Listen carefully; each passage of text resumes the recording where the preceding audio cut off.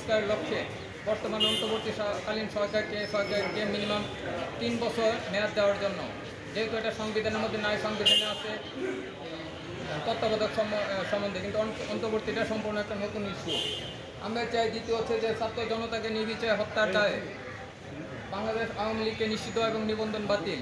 3 হচ্ছে বিদেশে পাচারকৃত 11 লক্ষ কোটি টাকা দেশে ফেরত আনার জন্য পদক্ষেপ নিতে, এবং 4 যে সকল প্রতিষ্ঠানে পলাতক সাবেক প্রধানমন্ত্রী স্বৈরাচারী শেখ হাসিনার নামে আছে সেই নামগুলো আমরা চাই এগুলো চেঞ্জ হতে, এবং তার সাথে পিএসসি বর্তমান চেয়ারম্যান সহ গত আমলে চুক্তিভিত্তিক যতগুলো নিয়োগ হয়েছে এই নিয়োগের চেয়ারম্যান এবং নিয়োগের যত চেয়ারম্যান সব কিছু বিষয়ে তাদেরকে এই মুহূর্তে আপনাকে নিয়োগটা বাতিল করবেন। দ্বিতীয় হচ্ছে ওই সরকার আমলে যতগুলো বাংলাদেশের বিভাগীয় প্রশাসনের বিভাগীয় কমিশনার, ডিসি, ইউনো সহ এবং হচ্ছে যে বাংলাদেশ পুলিশের বিভাগীয় কমিশনার,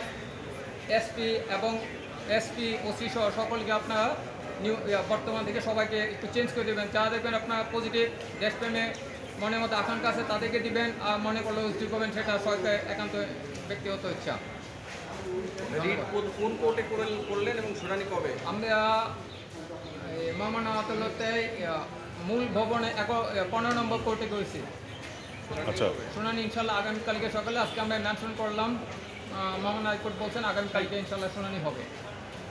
আপনি কেন এই মামলাগুলো করছেন? এই মামলা একটা হচ্ছে যে আমি সংক্ষুব্ধ। আমার আপন ছোটো বোন 8 বার বিসিএস দিছিল, বিসিএসে টিকতে পারে নাই। কারণ হচ্ছে কোটা নিয়ে গেছে, কী করবে আপনারা জানেন, একটা হিট করছিলাম এই পিএসসি প্রশ্ন ফাঁস নেওয়া, 56% কোটা, বাকি 44% আবেদালি গং নিয়ে নিয়েছে, 100% শেষ। তা আমার ছোটো বোন বা আপনার সন্তান এই বিসিএস পাস করতে পারবে না, দেশ থেকে মেধা শূন্য হয়ে যেতেছে। সেটার জন্য তাই বর্তমান আওয়ামী লীগ সরকার।